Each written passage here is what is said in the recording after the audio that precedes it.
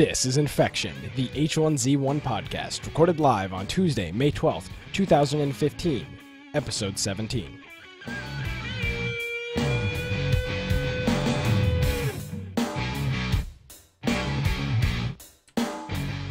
Hello, everybody, and welcome to Infection, the H1Z1 podcast. Infection is your source for the latest information on H1Z1. We bring you the latest news, change logs, developments, strategies, and speculations each and every week. My name is Nick Craig. At Gamecast Live is my Twitter. InfectionPodcast.com is the website. Just barely joining me, Brian Aldridge. Yes. Hello, Brian.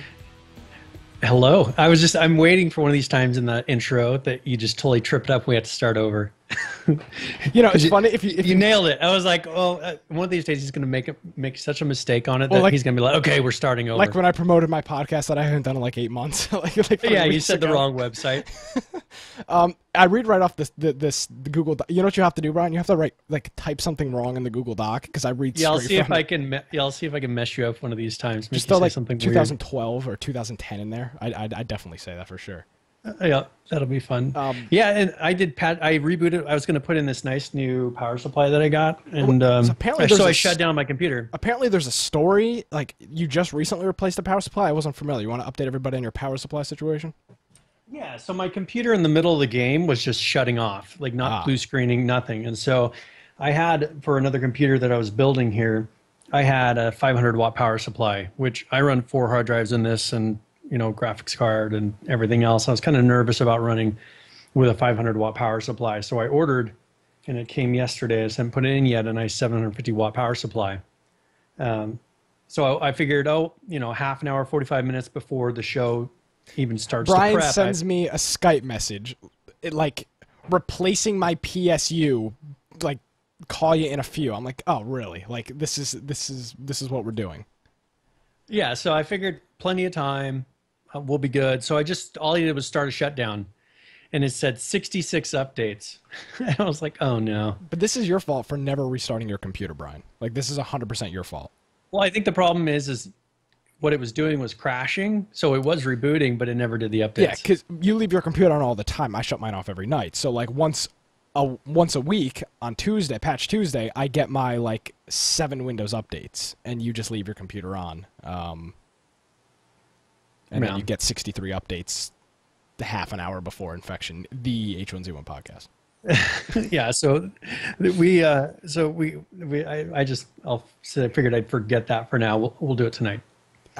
Great idea. Really good idea. You want to get into the show, Brian?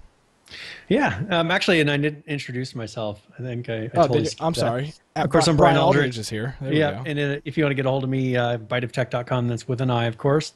We won't do our plan of just spelling it out yet. And then if you want to go, yeah, that's bite with a B. If you want to get a hold of me on Google Plus, go to google.com/plus Brian Aldridge, and that's with an I as well. Or go to, of course, if you want to go to Infection Podcast, that's always a good place to get us. There's a contact form on there. We have a lot of people contact us through there. What that does is actually email contact@infectionpodcast.com, and that email gets to Nick and I at the same time. Yeah, talk about me tripping up. Screwing up the URL over there. Which one did I say? I don't know. Whatever. Let's move on. Bandanas. This is the big thing. This came out of nowhere today.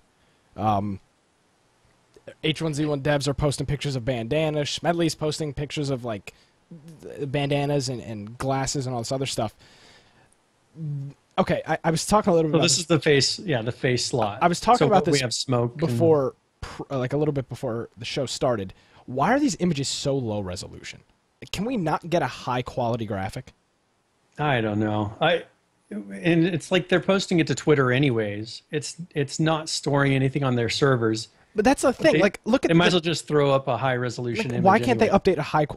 I'm trying to show this. I'm going to show this on stream right now. It looks fine on the live stream, I guess, but I've got it blown up on my monitor and it looks like garbage. But these are the 4, I guess, face skins that they've that have been posted. The first one is they're red glasses with googly eyes. And then there's a skull for the face. The second one is a pair of black sunglasses with looks like a clown face as the mask. The third one is, those are the night vision goggles, right? Yeah, those are night vision goggles with the bandana. Yeah, with the bandana, and the bandana looks like a clown mask. And then the fourth picture on here is just like aviator glasses. So those are all set up, and those were tweeted by, I think, Sebastian, who is one of their art guys. Well, and that's the thing, is they posted these, and they do them like 100 by 100 resolution, it seems like. Yeah. As far as each picture. And Henny TV said that they posted that last week. They posted something that was just the 3D, the 3D the sketch form of it. Yeah, they didn't do the actual, any of the rendering with the images on them. And that's what they did today, was actually show you what they look like. Because this is something that I know people in the game have said, well, why don't we have bandanas? Because that'll be one more thing. I've always been talking about this, to identify inside of a BR or whatever you're doing. Okay, I have the red bandana. We're trying to do it by helmets, but there's not a lot of choices. Mm-hmm. You don't want to do hats.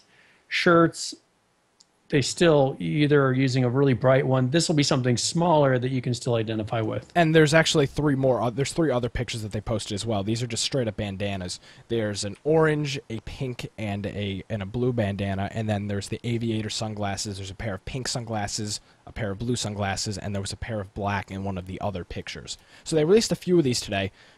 These will all be in the show notes. So people that are listening, they'll have I did my best. I did my best to try. I know we have a large audio audience, so I was going to try to describe them a little bit.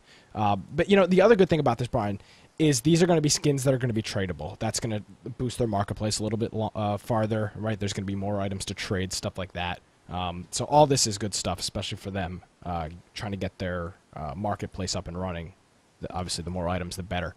So we're going on that. And a little bit more variation, because right now, a lot of these things we see are different skins on the exact same, the exact same thing. It's a shirt with a different set of colors. Yeah. It's not like a totally different shirt. I think, we mentioned this earlier, once they start doing jackets and they start doing things that go over a shirt, they're going to have to do another slot. Exactly. And so they'll have these shirts, and then they'll have a coat, and then keep adding on to it, because it'll be, the more slots they can come up with the skin, the more things that people will want to get and be willing to, whether they're going to do airdrops or something that in the future that's going to give you these skins. Any way to get a skin, that's going to be money in their pocket. Exactly. Now, Brian, you want to talk about the Crossbow a little bit? This is something that you and a few of our clan members found in the game files, but it was also tweeted out by one of their developers over the weekend, I believe. Yeah, the developer didn't have, he had one that had the wireframe on it, so it wasn't very clear, but if you want to pull it up, this is a nice high quality image of the Crossbow. You can see it has a scope on it. It's going to be more like a sniper rifle for as far as the bow and arrows go. Mm-hmm. It'll be interesting to see the kind of range that it gets. I'm not sure if it's going to be something that has anywhere near the range of a 308. I'm sure there's going to be some range to it, but it's got to have drop before 308. I mean, this can't be either you use this or use the 308. No way. A crossbow just is not that. Well, the other interesting thing is we talk about like carbon fiber, like arrows and stuff like that. Like they would need, for this to be like the caliber of a 308, they would need different types of arrows too. I mean, a wooden arrow with this type of bow isn't going to make sense. And that's the thing. Yeah, they're going to be having those composite or whatever they are. Exactly. Arrows that you can find only in game. There's no way to craft them. Which is that. Yeah, that is something that I think will make a big difference. That'll probably give you that extra range. So that'll be one more thing to find. I mean, that's the thing I've said week to week to week. Time sinks. They need things for us to do. Make these arrows hard to get so people go out and look for them.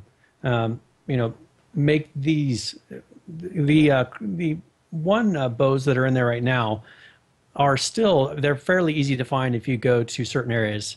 If you go out by the farm, you're going to find a ton of those. Mm-hmm. These, it would seem like you would find them more in some sort of a hunting store or something. So, I mean, that'd be a perfect opportunity for them to put in a hunting supply store. Put in something that, hey, this is where you find these kind of items. Make it to where that is a contested area. Maybe not even do it in PV. Maybe do it out Cranberry or somewhere that doesn't. It's like, what do you go for Cranberry for realistically now? Exactly. There's not really anything to go to Cranberry for. Make this one of the reasons that you would go to Cranberry, to get people out of PV and kind of cross over the map and into those areas. Yeah, and that's I mean, that's the one thing we talk about, is moving around the map, right? Right now it's pretty much PV or you're not really playing the game, right? Rancho Taquito's kind of dead. There's some activity up there, but Brian, I mean, Cranberry, kind of a joke. I mean, what is there to do in Cranberry? It's just you hit it. I mean, like when you go to the truck stop. There's a lot of certain types of ammo, just because people aren't there.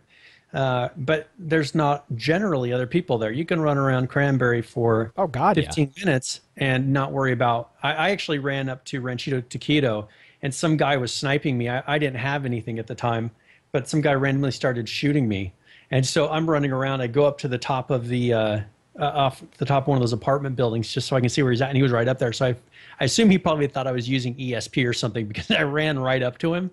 And he was sniping from on top of the building, but I had no idea. All I had was a knife. So I stabbed him a couple times and he killed me. But, you know, there's not very many people up there. So that guy was just sitting up on that roof waiting for anyone to pass by. That's, you know, that could be how those places are. It's not a place where there's a lot of traffic. And you need to, I mean, put this in there. That would create traffic to that place and make it to where they're not all over the place in that town. Make it to where there's a couple. Yeah, to where it's like maybe once an hour that thing respawns, once every 2 hours, you know, and people are like, okay, let's go together and let's get the crossbow. Now, Brian, there was another model that you guys kind of put together from some of the game files. You want to talk about that one? This is something that's pretty big, and I don't think I've seen it anywhere else. So do you want to go into this? Yeah, so we're looking at it, there's an actual school, because we've heard a lot about the hospital, right? Mm-hmm. And there's going to be a school, and this is one thing I've seen in the past in the past we've seen that they've said, okay, you know, there's, I don't know if they don't want kids. There's no kid zombies. So, you know, in the past on Reddit, we've seen that people wanted a school and they wanted that type of an environment, just because it's realistic. It's in a town. Exactly. They want things that when they go in there, I mean, look at the town. You've got churches and all this other stuff in these towns. It's like a schoolhouse is just something that fits in there, right? Yeah, and I know that Smedley doesn't want to go the direction of, okay, let's have kid zombies, because that's kind of crossing one of those lines. It's realistic. That would be realistic. But maybe this is the next step of making it feel like, okay, there is a school. And I was looking, and I've actually found there's the images that go on the walls inside with the ABCs and all that sort of thing. Did you actually show the image of it yet? No, I was waiting for you. So what are the viewers looking at right now? All right. So this is the school administration building. This is one of the buildings that you will see in there. This is going to be the main one. And then we're not showing some of the other ones. Maybe we'll pull them out and kind of show you a little bit later. But there are some other files that are overhangs and walk areas. They're covered walk areas that connect different buildings. And then what you can do, what they've done is with those connectors, there's like a school building where it's just little classrooms, and then there's like a janitor's or a maintenance workers area. And I don't know what they're going to put in there, but those are some of the buildings that they're adding. Now, we haven't seen a single thing about this. You know what people keep saying, probably in PV. Yeah, I haven't heard anyone mention. I haven't seen any teasers. Yeah, let me be honest with you. PV, I think it makes sense in PV. But it's like, did they really? Exactly. There's too, like, this would be a good Rancho item, right? Get people to make that run from PV up to Rancho or to Cranberry. Now, what are you going to put in a school, though, that is something you really want to find? I don't know. I mean, you talk about a janitor's room, right? So now you're talking about possible metal, right? I mean, you would expect to find that kind of stuff. It may be a place to go find crafting things there. But like in the school, there's not realistically anything that you're going to find. But in a church, classroom. But I mean, in a church, you're realistically not going to find guns. It's just going to be a stronghold place. So we always find guns in the. But maybe this is a place where people held up because it's it's where people congregated. The church is where people congregate. So maybe they're saying, okay, there will be supplies in here and maybe they can put that's one thing they really need to do is make it look dirty. Make it look, because you see, for instance, The Walking Dead. You look at how they make things and it just looks like it's been time and things are worn down. You don't always get the sense of that in this game. You see cars kind of blown up on the sides, but you need to make it look like, hey, here's a place where they held up. Here's where people retreated. Maybe have it to where you can go on top of the building and snipe from there. I don't see those types of things right now. But this could be a stronghold for people. And I don't know what they would put in there as a real draw to it. And maybe that's why they haven't put it in the actual game yet. Yeah. So that's the school administration building, and we're working on getting some other models kind of skinned up and ready for air.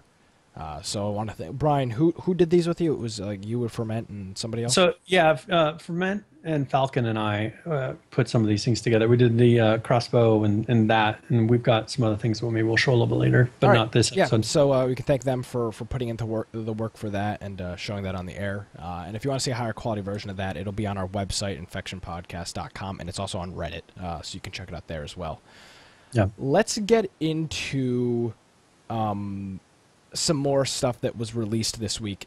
It's nice to see that we're seeing other developers kind of start throwing stuff out on Twitter, images over and over and over again, and this is really nice. This is another image or another set of images from Sebastian, and he's been putting it out lately.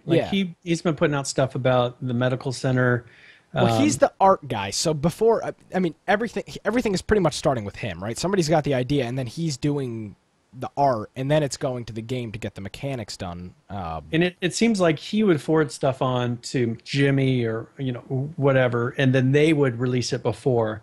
This guy is the one who's putting him out there. There's no reason that they need to wait to put a still image, until it gets to one of the animation guys. Exactly. So this makes total sense. Let this guy throw stuff out there. It's not being delayed as much, and they need to have those people that are kind of the face people anyways. Exactly. Maybe this is one of the new ones. They said, hey, you're allowed to kind of be, a public facing of Daybreak or H1Z1, kind of like what Jimmy and different people are at Daybreak. Yeah. So maybe he's one of the new ones because he's been putting out more content. You don't see these other. Well, now the fact that Jimmy's not working there anymore, now other people are going to have to start posting stuff, and we talked about that last this is where he's probably stepping up. So. Yeah. So this is these are women's tank tops. The images that we're showing here. He posted 3 different, I guess, perspectives angles on it. Of it yeah. He's got a side, a head-on angle, and then one that's a little bit is like a side back angle.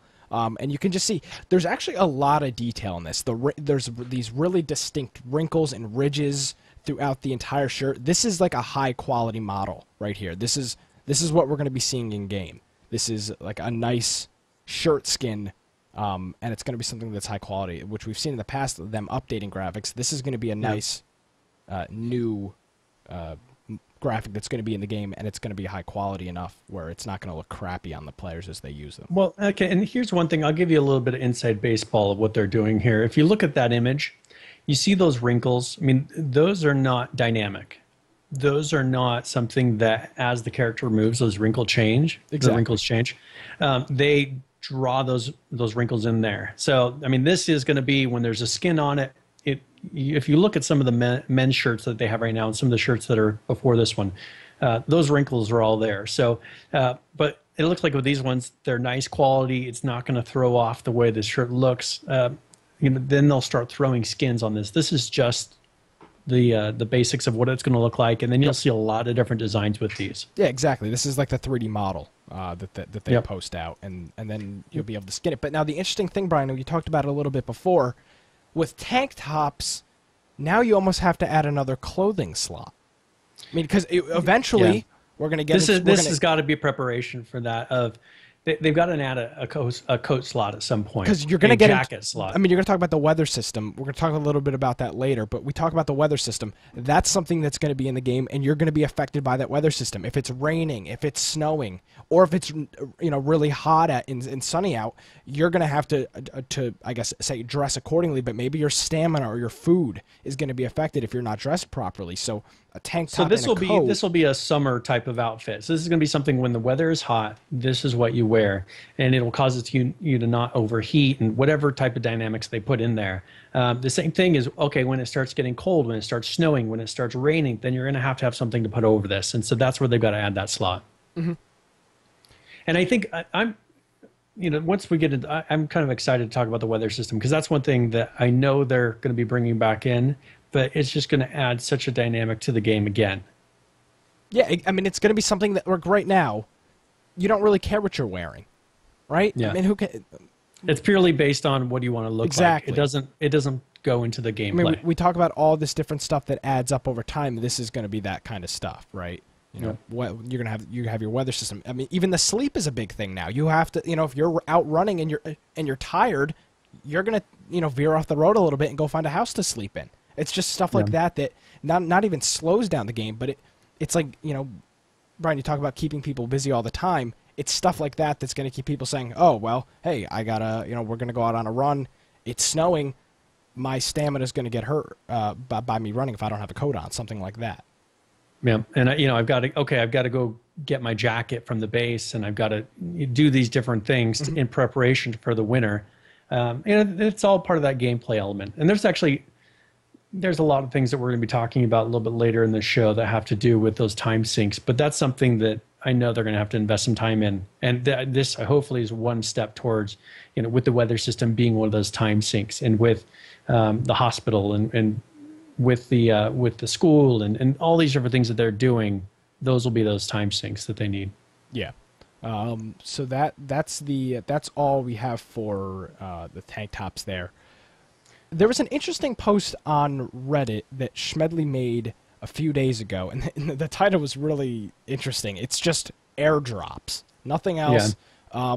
And basically, he's just talking about he's been watching the sale of airdrops on the marketplace, and he was basically just looking for suggestions on what they could do with the airdrops, what kind of stuff to add to the airdrops. And Brian and I were talking prior to the show about this a little bit. My big thing with the airdrops is, I think, Brian, you told me they were like $250 a pop. Yeah, I think they're $250. Right? So, if I remember correctly. So I think it's $250 a pop. Or they're $5 and the crates are $250. I think they're $5 and then crates or keys are $250. Okay, so then maybe it's $5 a pop. Right now, I feel like everybody as a group, we have these airdrops, right? We have so many members that we call in these airdrops from time to time. And most of the time, we don't even get guns. They're going to have to do something. Lately, they've been doing, with the way they changed it to try to make it anti-pay to win, they've made it so a lot of those airdrops are almost pointless. When we get the builders one, it's like we already have all these supplies. This is not something we're desiring. There was one that one of our members got that was the party something, and it had tons of swizzle, moonshine. I mean, just realistically, we didn't use an airdrop to get a ton of swizzle and moonshine. These are not things that I understand. They want to make it to where, okay, some are better than others. But that is not something that I've never, ever seen anyone really desire to get, is a bunch of swizzle. Yeah. So, I mean, that's like, the thing here is they need to, if they want, I don't think getting a gun is pay to win. I mean, it's not like these guns don't stay with your character. You could go get the gun from your crate and then die. And then it's like... Here's some of the ideas, though, that would even be less pay to win. Okay, go ahead. Don't make them guns. Make them gun skins. Make it so that there is an opportunity that you could get a pretty cool gun skin, because you already have to have the gun, right? It's not giving you a gun. It's make it so that some of those rare airdrops or ones that you're really seeking drop skins of some sort, that maybe that's the only way to get them. But here's the thing. I'm fine with there being guns in the airdrops. Yeah, I mean, you could have it to where there happen to be guns in there. In my mind, the guns in the airdrops is not necessarily pay to win. You're not guaranteed the airdrop. That's not gonna make me want to get an airdrop, because you can go find those guns other places. But if it's a gun with ammo, I just feel like at this point, if they're gonna throw, they need to throw guns. Is it really worth $5 for building supplies? I mean, be realistic with me. Is it worth $5 for building supplies? It's a waste. If there was a gun in those airdrops, it would be worth $5. Yeah, and that's the thing is if they could put in. I don't even think a skin. People care about. No, I think skins people will go for. If there's a unique skin, like because you can turn around and sell these. True. If it's rare enough, people will buy airdrops because, as someone said in chat, a shotgun skin, a cool 308 skin, not just that maybe puts colors on it, but maybe it gives it a totally different look, something totally unique, and make them more rare to where, 1 in 10, 15, 20 airdrops, you will get a skin, maybe some type of a gun skin. I just feel like they need to up the probability of you getting a gun. Handy TV in our chat is saying it's a 10% chance. If they're which is too low for it's too what you're low. Getting. Because it's $5. I mean, seriously, that's $5. Is Anguish in her clan got 30 flares in an airdrop. Is that worth $5? I mean, seriously. No. And here's the thing: even with the gun, you could pick up the gun and then get gunned down by somebody else, and there goes your $5. This is not like you pay $5 for this airdrop and it's a lifetime gun for your account. This is going to last. Falcon from our clan, he is saying, okay, maybe add-ons for guns. Make it to where you get the scopes and the silencers and maybe, the grenade launcher, if they put one of those in there. Those type of things will make it to where, I already have this gun, but now I have a nice gun, but I still have a reason to try for the airdrop. Right now, the only reason you'd use an airdrop is if you're trying to get more ammo or something. Yeah. Now we understand that guns aren't in the airdrops now, but I'm saying for them, they're talking about suggestions. They're very low percentage. We're talking about Smedley is looking for suggestions on the airdrops for people to actually use them. Throwing guns and rare items in there is what's going to do that. Someone suggested a megaphone. It's just they got to do something with the airdrops. Put some more fun things in there. I mean, not swizzle, not flares, not metal. There are times that you want metal, but those are so easily farmable. Make it so that they talked about having alarms. There's a change that's going into the game where the zombies will alert to noises. So maybe there's a little alarm clock that you can throw, and the zombies will all go to that, because flares don't do it. There's not really anything in the game right now that does it. Maybe a night vision scope for your 308. The radios. I mean, they've been talking about how they're going to put the radios in there. Maybe that's the way that you get some of those things. That'll be something that's more rare that you can get through that. There's a ton of things that they can put into there that they're not currently. They're just putting everyday items into those things. We have our group. We have airdrops. We don't bother calling them in because it's not worth our time. That's straight up what it is. It's not worth our time. Or not because we need the things in them. Exactly. It's not. It is not even worth our time to go and get an airdrop. I mean, what's going to be in there that we need? There's nothing useful. What if an airdrop dropped a Humvee type of vehicle? What if it dropped a car? What if you could get a car out of an airdrop? Yeah, I mean, you could do a car, but imagine if you could do one that was a group airdrop. Like, let's pull some tickets together. Let's do 5 airdrops, and let's get a chance at a vehicle that has gun ports. Like, you could have people drive down the road and aim out the windows. But there could be a ton of things that you could do with that would make it so people spend those points. So people in chat are saying that airdrops don't need to be changed. In my opinion, they need to be changed because we're not even. People aren't even talking about airdrops. There's no reason to go get an airdrop. Like you said, 30 flares, swizzle, building supplies. I mean, a wrench. What kind of stuff is that worth, risking? I mean, we go out there, we'll drive 3 cars out to an airdrop. It's not worth having everybody get killed for 30 flares. And that's essentially what happens. If they could go out and create a lot more unique skins for not just shirts, but maybe for the storage containers, maybe something that makes it's a skin that you can apply to walls or the buildings that you make for your base, something to give you uniqueness. They could go and make those things drop in airdrops. They could make those things be in crates, not just skins for shirts and things like that. There's a lot of ways that they could expand this to make it so, all right, I want to get the chance at, a unique sighting for my base or something like that. That'd be easy for them to make. And it would make it to where we can make our base look different. Because right now, everything looks the same as far as what you build. I mean, there's a lot of areas that they could expand. Yeah, now there was actually a post on Reddit 4 minutes ago by one of the Daybreak game devs, and I want to thank Musty and chat for posting that. And the title is Vehicle Combat Tasks for May, and essentially adding on to some of the stuff that we're going to get into a little bit with the roadmap. The stuff that they're going to try to add is shooting... I'm sorry? One thing, we did find one of these when we were looking through things, and we found like a shutout tire. Yeah. They've only done the right front tire so far.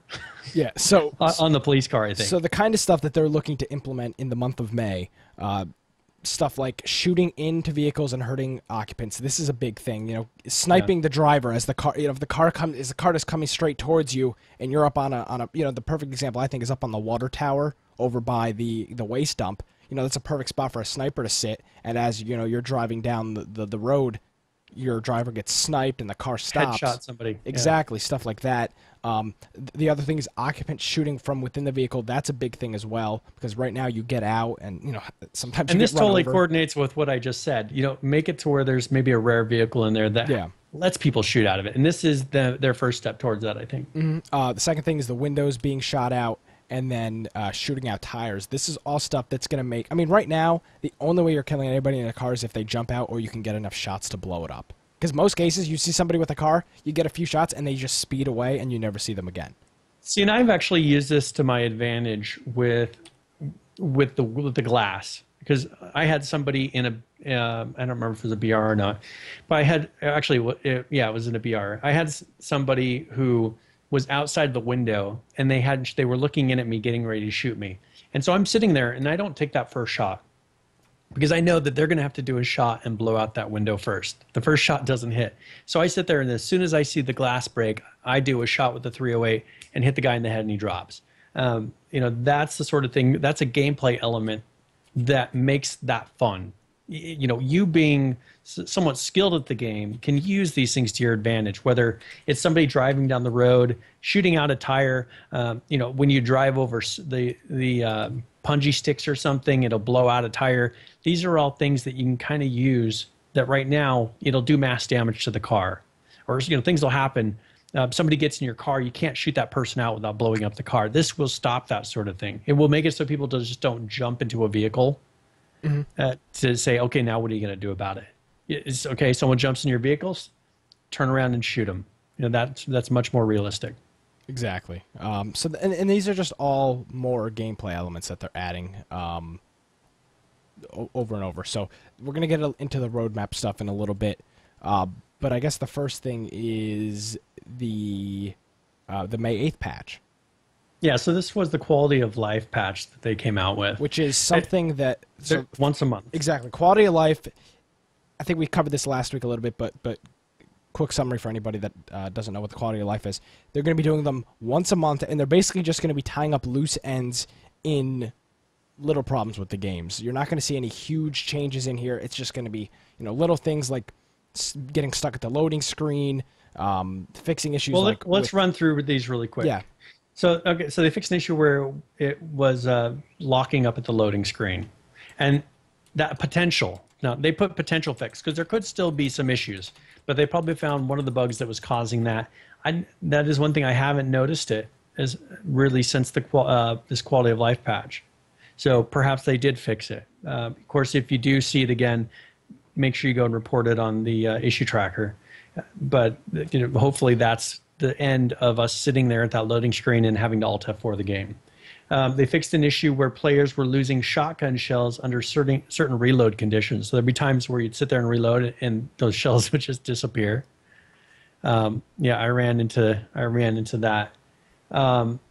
They had an issue where the locked up bow weapon bug fixed. Now this is not fixed. Yeah, this is still a problem. Yeah, this is something where now I see to where people are constantly their bow is drawn back and they're running around. So I don't know if they fixed some of that bug, but I still see once in a while that somebody's constantly running around with their bow drawn, or they'll then switch the weapon, and their arms will be like their bow's drawn, but they're holding a hatchet or they're holding a handgun or something really strange. So they're going to have to still fix that. NPCs are a lot less likely to clip through doors now, so it's not guaranteed. But this is one thing I have also noticed. You run into a building, the zombies don't always come in. I had it to where I was running around PV, and I went to the fire station. I was able to lock myself in a room, and only one of the zombies clipped through the door. So that is a step up in the right direction. You're no longer able to produce blackberry juice from dirty water. That was something that you used to be able to take dirty water, use blackberry juice, and it would pretty much purify the water and give you the full blackberry juice without having to clean it first. Not a huge problem, but that's been sitting in there. They fixed where the vehicle continues to play water sound. This is one of the really annoying ones. Oh God, this was awful. I've noticed it's definitely come down a bit compared to where it was like a few weeks ago, where it was like every time you did anything in the water, the car wouldn't stop, especially in BR. But they fixed that as well. This is another big thing. The demo hammer and the repair hammer will now work almost no matter where you hit it on an object. There was a huge problem where you would place an object, but the demolition hammer wouldn't work unless you hit the object in a certain spot. Yeah, you'd be sitting there just looking, and I'd have people looking at me saying, okay, and I'd say, tell me when you see the health starting to go down. Yeah. Because I'd have to get all these weird areas, like in the rooms, you'd have to hit this very center post, you'd have to find a very certain spot on gates. It was a big problem. So now you can hit anywhere on the object and it starts going down. Then that's a big improvement. Yeah, and a few more things. The H1Z1 crate now drops in Battle Royale and Survival, which I'm not sure. That's just their new crate, right? Yeah, and I don't know because I've seen this one. I have seen the H1Z1 crates, and maybe there was a period of time where they stopped. Because I had a set of them, and I gave them all to one of our clan members. And so, but I haven't gotten these since. So I'll have to see if they continue coming in. Yeah, now they fixed an issue with the damage on the plated and wooden armor. So now that the damage should be correct on that. There was another issue where like you would like minimize the game or whatever, and it would just totally like screw up the sound. That was a big problem for a lot of people that play full screen, and they'd alt tab out to another window, maybe to TeamSpeak or something like that, and it would totally just screw up the sound there. This is something that's a really big problem, and it says players are now restricted from building in the out-of-bounds area. There were people building on the corners of the maps and doing stuff out there. Which, yeah, they'd find little weird areas. Yeah. Or the hackers would go to places that, if you're teleporting or speed hacking, you would be able to get to those areas, but normal players couldn't. And build and they'd be building bases there, and the only way to get up there was to have those hacks. Now, also the players are now slowed in water. They fixed how I guess they tweaked that a little bit and made that what it's supposed to be. That's really noticeable. Like I decide what I'm going to do in game now, trying to stay away from the water. Yeah, and you've got to start, if you're in a hurry to get somewhere and you know that there's a lake there, you've got to start your current point to the edge of that lake so that you don't get to the center and then have to run totally around it. So it makes you have to be a little bit smarter about how you're handling this. Let's see. They fixed an issue with female breasts when crouch strafing with rifle. I haven't really played with a female character. Yeah, neither have I. I guess we haven't done our research into the female character enough. I did play on the test server, but I didn't really notice a huge difference between them. This is a very specific thing of when you're crouching and then strafing side to side. And I guess this is with a rifle. I mean, it's a very specific thing that they found, and they fixed it before I really played with the female character. So yeah. Now there was another issue where players were unable to replace some doors after deconstruction. This was fixed. So that was something where, and that was for a couple of days that was a problem. Yeah. Where if someone came and blew your doors off of the base, you couldn't replace those doors, and so that was causing a lot of people to have to sit there with their bases totally unprotected. There was nothing that you could do about it. You either had to move, or there was no way to replace the doors. And so this was a great one. Of course, if this had been a month out, they wouldn't have been able to wait and put it in the quality of life. But since it became a problem just a few days before the quality of life, I'm sure that's why they threw it in there. Yeah, now a few other things in here. The coffee was doing stuff weird with the player hydration. They've now fixed it so that the coffee now replenishes the player's hydration properly. Bears and wolves will no longer attack a player inside a vehicle. That's still in there. They do. Well, I mean, they attack the vehicle now. They don't attack the player. So they're still it's a little misleading. They still attack the vehicle. You won't lose damage. They will chase you out of the vehicle. They'll chase you into the vehicle. So it treats it more like the zombies. Exactly. So, because they changed the zombies to where the damage happens to the vehicle, and they'll blow up the vehicle eventually, not the person. Yeah, which was a huge issue because you'd be getting you'd be just sitting there and just getting killed by a zombie while you were sitting in a car. They reduced the fuse time on the flashbangs. We talked about the flashbang timing, so now this is going to be a longer time from when you throw it until it actually goes off. No, it's a shorter time. Yeah. So they reduced the fuse time. So they made it so that it's a shorter time from when you throw it. The fuse is... So when you throw it, it's going to explode sooner. Yeah, it's a quicker time rate for that.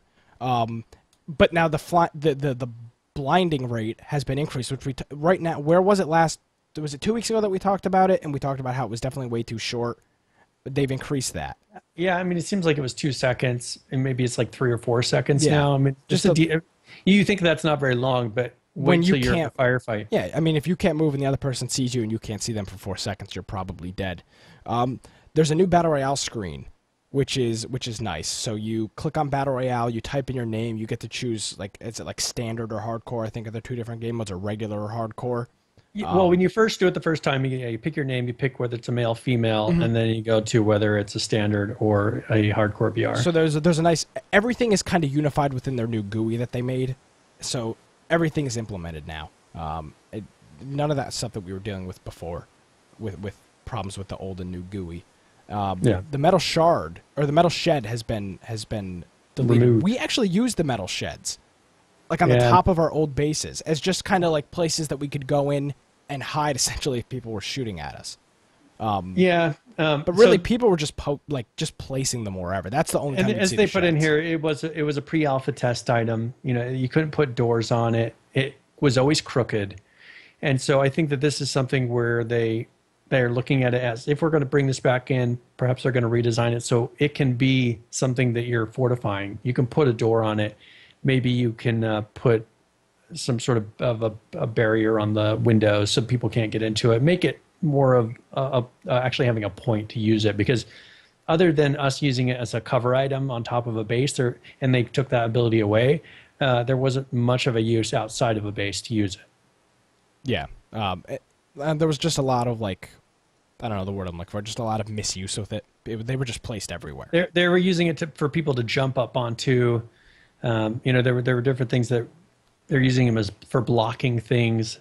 They're not using it for the use of an actual shed. Exactly. Now the first person only rule set, vehicle occupants. So now basically it's saying if you're playing a first person rule set server, it's not going to let you go to third person in the vehicles. It's only going to make you stay in first person, according to that.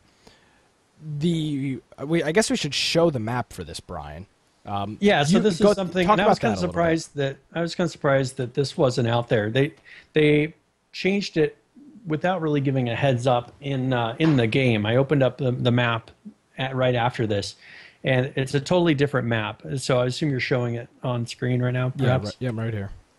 Okay, so this is the new higher quality map that they released. It's got some close-ups of the different towns, so you can see the main streets that are in Cranberry, the main streets that are in Pleasant Valley. This gives you a fairly easy to read map here. I know they could add a lot more detail to it, but this is a pretty realistic map.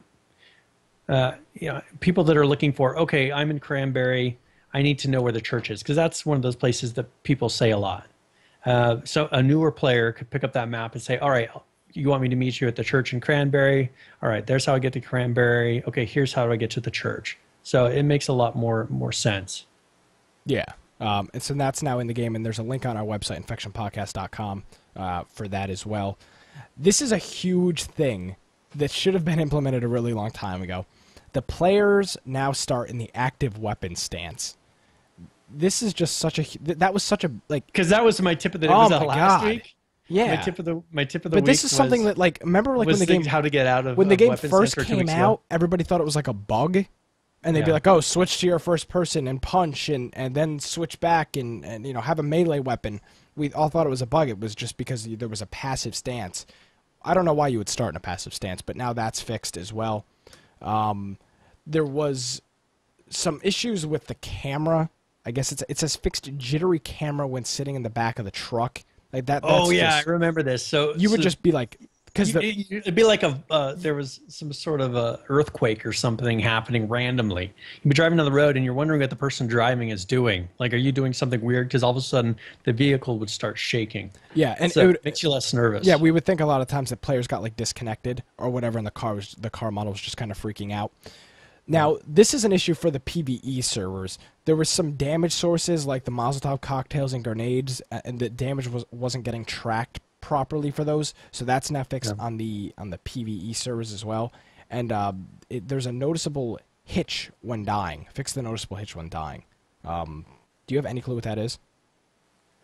So I'm assuming that it was when you die, you'd go into a certain like bent position. I mean, I know like the characters were a little buggy. You know, they kind of fall in a weird position. Yeah. So I'm thinking what they're saying is that when you die, your body doesn't bend in half and you fall to the ground in that weird way.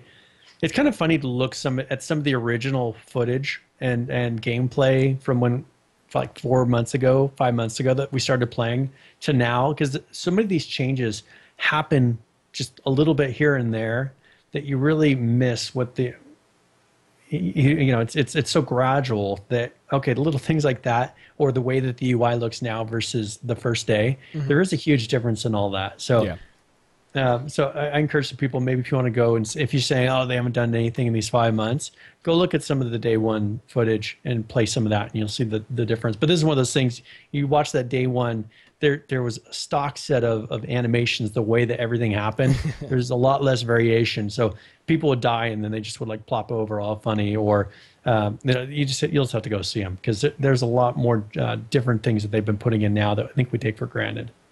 Yeah. So the 308 bullet damage has been increased. Ferment will love that. You know, that's one thing our clan uses the 308 quite a bit. I mean, that is our weapon of choice. I was awful with the 308, and I still am pretty bad with the 308, but everybody runs the 308. So I just use it now. Ferment will give you lessons. It's honestly, it's the way to go. I mean, you talk about your one shots, that's it. It's the 308. Yeah. Personally, I've been avoiding, and this is a bug, I've been avoiding the shotgun lately, because the shotgun, for me, leads to more deaths. There is a bug where the shotgun, if you're shooting, like I'll shoot twice, that second shot causes my client to pause. Yeah, you were talking about this a little bit.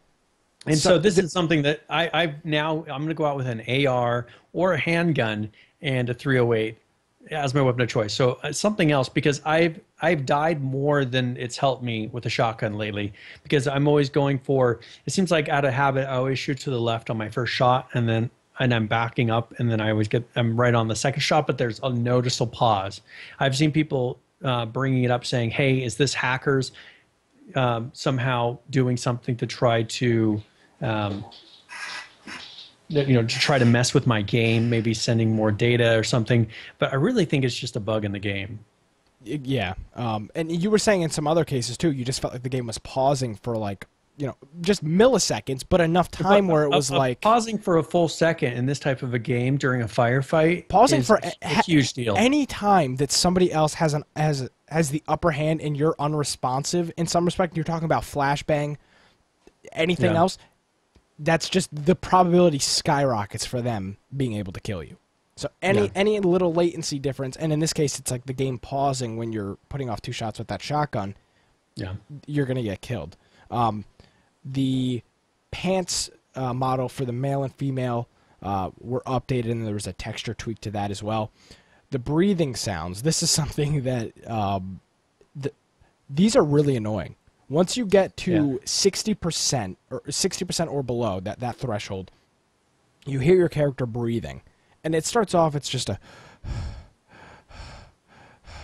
But when you get creepy breather voice. But when you get to like 40, or is it like 40 or 30, it gets very, very loud. I think 30%, yeah, it becomes incredibly annoying. It becomes and then to once the point it gets where even lower. You can't hear stuff in the game.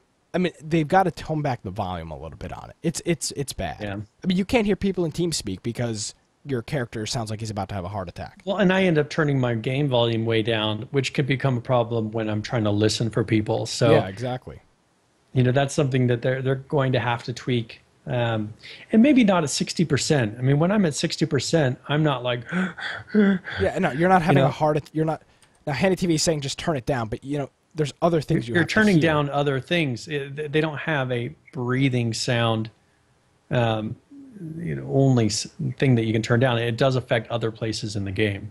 So, and you said 60%. Right? Yeah. I mean, that's high. It should be like 40% where you start. when you're at 40%, you start breathing hard. 30%, you know, it just get gradually to 10%. You're sitting there, okay, I'm worn out. Exactly. So that was pretty much the quality of life, and they're going to be doing one next month. They're going to be doing these every month. So there's this is the second or first quality of life. This is the first one. They announced it a little while ago, but now it's actually in there and all implemented. Now, the day after the quality of life, they've been pretty busy there. They did a hot fix. And in these hot fixes, they typically do later at night. You want to go into a little bit about this hot fix? Yeah, this was something that they brought it down, for 2 hours. I think it ended up being much longer than that. But the M9 damage. So that was when the M9, I think, was blowing up vehicles with about one clip. Yeah, that was really bad. I noticed that in BR a lot.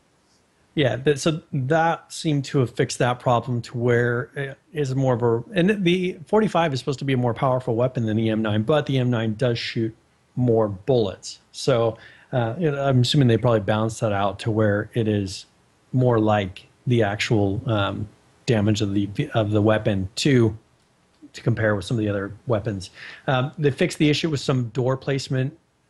I'm thinking that this was an extra fix to the one where you couldn't place doors in places that were already there. And then they fixed some crates not opening correctly. And I guess this is one they wanted to get that very quickly because, people are paying for these crates. And so, crates were opening and there was nothing in them. Yeah, that was a huge problem. I mean, you saw pictures all over Reddit and Twitter of people posting these screens. Oh, wow, look at what I got. It was just blank. There was just nothing in there. Now, the items were actually there in some cases, and you just had to, I think Schmedley posted that you just had to relog and the item would be in your inventory. But I guess in some other cases, there actually were no items being granted. But in a lot of cases, it wasn't showing up properly, but you did actually get the item. It would log it to your Daybreak account. And someone in chat saying, well, about the 380, his friend shot an off-roader 3 times and it started burning. There is a certain percentage that, there's a good chance that off-roader had damage already. Because there's a certain percentage that is exactly when it hits that health percentage, it starts smoking. Mm-hmm. You can sit there and hit it with a wrench a few times and it crosses that percentage line and it'll stop smoking. It's not a gradual thing that happens. So, you may notice damage, but the smoke that comes out of those vehicles, it's somewhere around like 75%. Its health is when you start seeing that smoke. So it's not getting close to blowing up the vehicle. It's just hit that smoking part. Yeah. So that's... he's saying it was 100%, he just repaired it, but it's a good chance that those bullets put it down to 75% and then it started smoking. Yeah. But three times on a 380 seems like that's a high amount of damage for such a small weapon. So, I mean, maybe that's something they're going to have to fix. I haven't run around with the 380 and tried to shoot a car. Yeah, neither have I. I try to avoid the 380 whenever possible. I always end up and cars whenever dismantling. It's possible. Yeah, personally, I avoid vehicles. It never seems to work out for me. Yeah. Now, we're just hitting these patches one after another. Now we can talk about the May 14th patch, which is supposedly coming out. Supposedly in 2 days, but probably on Friday, knowing them. And it's just, they're working on stuff. Now, this is a pretty laid back patch, right? I was talking with Brian pre-show about this. But okay, but there are some things. If you look at one line, there's a lot in that line. So if you look at the vehicle combat feature, shooting out tires, shooting inside of the vehicles, shooting through all windows, that is a pretty big change. It is. I mean, they put it as, hey, look, we're doing this one little thing. Yeah. But that is a big change overall. There's a lot of stuff that you can do with that. So that was the thing that we talked about on Reddit that was posted up there. Now, crafting multiple items from the UI. This is like, my God, this would have been GUI 101. This would have been useful like 3 months ago. You'll be able to craft like 10 arrows with one click. The biggest thing was the arrows, right? You're sitting there and you're running through the I mean, this or is bandages. I want to craft 10 bandages right now. 10 bandages. I mean, it was just you're running through the woods and you're collecting sticks, and it's like, oh, hold on, everybody stop. Nick's got to craft 15 arrows, and it's just click, click, click, click, click, click, click. Now, one thing they did do is the discovery of items from proximity, and this is going to be great for the crafters because when they do these wipes and we have a bunch of materials inside of these crates, I have to pull out one at a time of each thing and then sit there and try to learn. And especially at that time, we necessarily don't have the largest backpacks either. We're not running around with tan military backpacks. We're just using the blue or orange backpacks. So storing, those large items or large quantities of those items to craft things isn't the easiest. So you can pretty much stand in that area and sit there and learn all those recipes. Which is going to be good. That'll be nice. Yeah, that'll be very useful. This is something really interesting that they're trying. I don't know how this may be bad. Yeah, I'm not sure how I feel about this. I feel like this is something that they should be implementing later on, not something that's too important right now. But the players in game, the players' lips will be synced with the in-game voice chat. So as you talk in game on the mic, as you scream, in your BR lobby summit. Now your voice is going to reflect that. So now this is something that immediately the second I saw this, I was thinking to myself, this is going to have people that are just doing things full blast in those lobby areas just so their mouth is wide open and they're running around screaming like a maniac. Yeah. And they already do that for the most part. This is just encouraging them to do that more. Give us a mute button in the BR starting area. Yeah, if you're going to seriously. do silly stuff like this. Anything that has to do with voice chat. I just don't understand why they're implementing this now. I mean, I'd rather have that mute button before this. I feel like I'm being so negative, and I'm not trying to be negative. I just don't see the point of having this in the game right now. There are way too many other issues for them to be implementing this. Okay, so one thing that Sony Online Entertainment had with EverQuest and some of these other games was the ability, and I think I saw in EverQuest 2 or something like that, is the ability to have the camera sit there and watch your face, and it would mimic your facial expressions. Oh, God. So, I mean, I never really played the game when they were doing that. I just saw a video of it. I hope that this isn't a step towards that. I mean, maybe if the facial expressions of your character got to where they really made a difference, if they got it to where the character was that detailed. But right now, the character's not that detailed, and I'm just scared of how this mouth opening and moving to you. I mean, your noise is going to look. Brian, right now, this is just going to be people screaming in game so that their mouth is open. You hit the nail on the head. That's exactly what it's going to be. Yeah. So it's going to be, I don't know. Now, and like Facefire, he's saying that they plan to allow you to remove your name from proximity chat so that the people don't know who's talking. So the lip sync might have to do with that, to where you can't see it on the little thing saying they're talking, but you can see that their lips are moving, make it feel a little more realistic. I guess. But I don't know. I mean, if they pull it off and it looks natural, great. But it's going to be abused the hell out of. It'll be interesting to see. Look at the people that play this game. Join a BR lobby and tell me this isn't going to be abused. I mean, come on, realistically. That's all that this is going to be. At least right now, they may around yelling "troll." Exactly, or just like playing like music extremely loud so that it looks like that there's constant voice. Like they're singing. It's going to be a lot more music and to make people look like they're singing now. Yeah. So now we're going to start seeing those YouTube montages as well of people singing. So top 4. And that's one thing. Maybe they should be fixing the bug where there's only one name talking. for the person that's talking, it doesn't update correctly. Well, and the other That'd problem be nice sometimes to see when there's multiple people talking. Yeah, okay, like let's a see a list of those people. Exactly. Like I have that TeamSpeak Overwolf add-on in game, and it's like when like multiple people are talking, it just goes down in a list. So it'll show like 5 or 6 people are talking at the same time. So yeah, they're trying to do some stuff with the voice chat.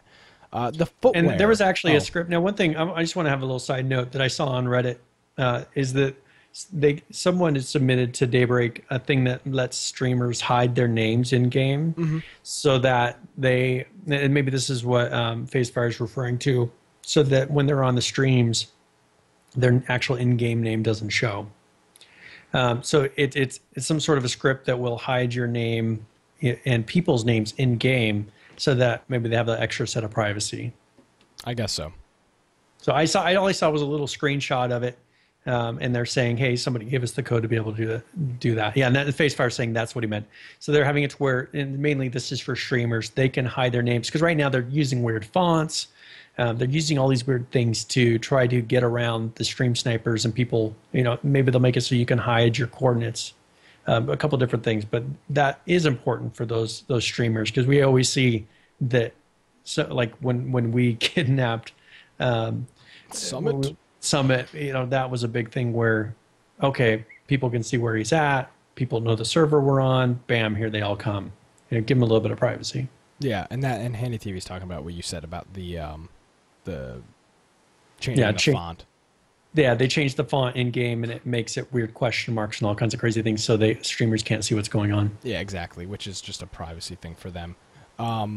Okay, David Aram. So yeah, someone at Daybreak had said, "Hey, David Avram gave me the code to do this." Oh, okay. So that's what he was commenting on. So footwear. This is footwear hasn't been in there that long, but there are improvements on this. There's going to be different types of footwear that will act uniquely, i.e., let's go, the weather system we're still talking about. It all kind of wraps up. Different types of footwear is going to affect you differently based on stuff eventually, I would think. For example, right now, according to them, the sneakers will be quieter and draw less attention than combat boots. But then I would think like combat boots would have the ability to climb up a mountain more. I mean, that's where I think this is going, is that, okay, the sneakers have their uses of sneaking around. They're called sneakers, very unique. The combat boots, maybe you can go up a mountain easier. You won't slip as much. Maybe in colder weather, there'll be less problems. And I think this is where it's really going to make a difference. They're starting out with sneakers. They said example. So it'll be interesting to see if the combat boots have these other effects as well. Yeah, and then, maybe if it's snowy, you'll walk slower in sneakers than you would in boots or something else like that, or sandals or whatever other stuff they plan on adding to the game like that. This is something that is still going to be bugged for a little while, but it's preventing the third-person camera from seeing through walls. This is going to be something that I think is going to be an ongoing thing that they're going to work on. But right now, you can sit in third person and almost see through an entire house, depending on how you work the camera. We do it where we did it in the past. We'd go to the police station and we could see if anybody was in the basement by being in third person and moving the camera around a little bit. So that's going to be fixed. This will change that gameplay element. And I don't know if this is going to affect any of the hacking type of things that they're doing. I'm sure that they'll still be able to clip through the wall. This is, I don't think, patching any of that. This is purely all right, I'm going to move my camera into the wall and look through. Mm-hmm. Exactly. So, and then they said the numeric stepper for splitting stacks in inventory will now allow keyboard input. So that's something that will be nice. And that, they put in there that there was going to be a GUI for doing multiple, like we're crafting multiple items. This is going to become even more important. Let's say I want to make 100 bandages. I don't want to have to sit there and click 100 times like we used to have to do. This is going to be nice that you can actually type 100 and it instantly happens. Yeah, and it's going to making you having to stop in the middle of, stopping in the middle of a field to work on crafting something 100 times. Question in chat. Handy TV is asking, why don't you think it won't get fixed the first time? It's not that hard to stop the camera from clipping through the walls. Look, prime example, not building on concrete. That worked out really well for them. I'm just saying it's something that they're going to work on over time. Nick doesn't have faith that it's not even faith, but it's not even that. It's just the fact that there's so many different wall structures, and how are they going to do that? That's a problem in a lot of games where you can clip through stuff, depending on how close you get to the wall, third person, all the stuff like that. I mean, that is a problem in video games, looking through walls and looking through structures. This is not a criticism of Daybreak. Yeah, and every other game has this problem. Well, and I mean, they've run into other things. For instance, they put it where coffee now replenishes hydration correctly. But when you drink coffee now, your bottle disappears. I mean, some of this is a process. They supposedly fixed the bow bug. But, okay, now people run around with their bow drawn all the time. Just look at building on concrete. The whole server is looted with people still placing structures on concrete. I mean, I don't think I'm being too harsh here. This is a problem. This stuff, it's not a criticism. This stuff just takes a little bit to get implemented. That's all it is. So, but hey, they may get this, and that's why this is why it's going to be funny to see that mouth animation. Yeah, I just want to see the first pass. Yeah, I mean, it will be hilarious. I'm assuming, but maybe they'll get it right the first time. I mean, it could be they have the track record of EverQuest. They have those things where they've already done some of these things before. Mm-hmm. If the code is similar enough, maybe they'll have it right the first time. But it may be something that people will be sitting there just staring at each other, saying things in the mic just to see the weird facial expressions. Exactly. Now, Brian, the segment. Now we're done with the that's the May 14th roadmap there. We've done all of our patch notes now. Let's talk about, or let's go into our Clan Spotlight segment. This is a segment that we're going to do, or that I'm going to be doing every week. I've taken it over from Brian, and I'm going to be doing that every week. We talk to a clan member and hear a little bit about them, a more in-depth look at a clan member. So this week's Clan Spotlight is here and ready to go. So we'll see you in a few minutes.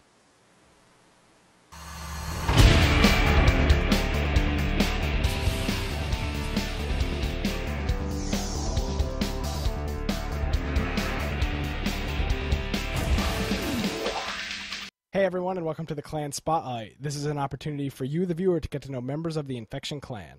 Today, I have Tomi Heleva with me, also known in-game as Ferment. What's going on, Ferment? Not much. First things first, Ferment, where do you actually live? I live in Finland. It's west from Russia, actually. So obviously you can tell we have a lot of diversity in our clan. I guess my first question would be, how did you originally find the group? So my friend was browsing through Twitch, and he actually found the stream one day.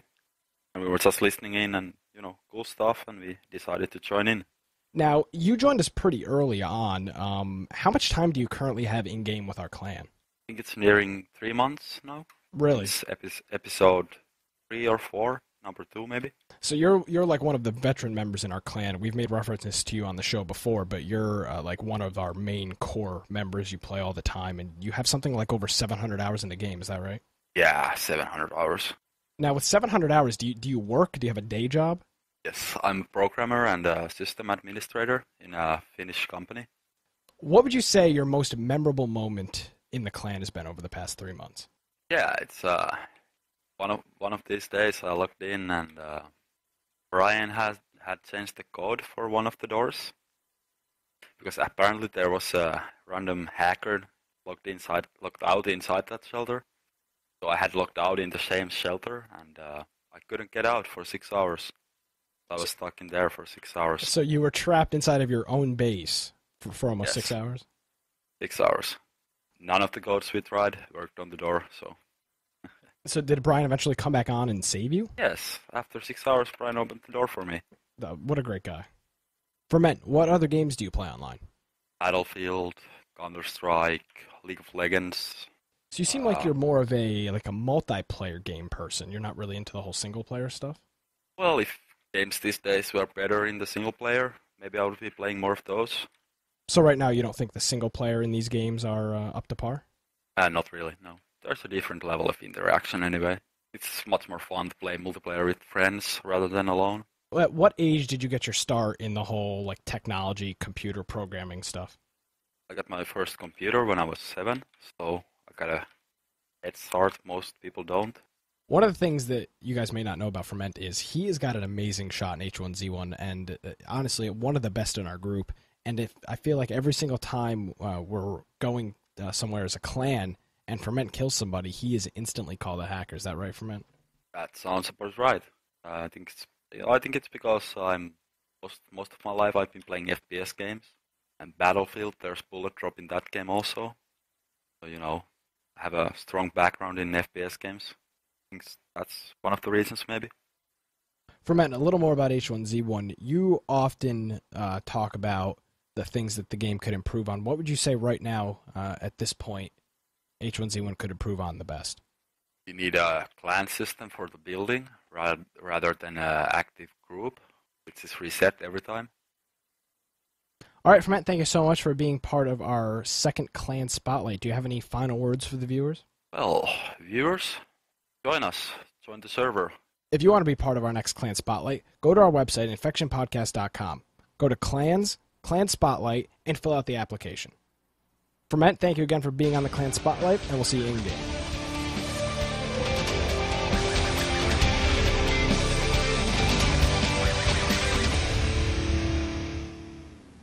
Well, there we go. There was our very good. Our and we actually have the real intro video too.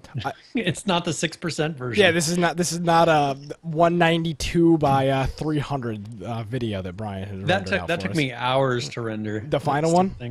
That one, yeah, that one that you have right there. That's a 1080p video. Yeah, Final Cut or what did you? After Effects is not easy in terms of rendering. It takes like hours to do like what 200 frames, 300 frames. Yep, yeah, and that took a couple hours. So, but hey, we got it in time for the last show, and this one literally just in time for the last show.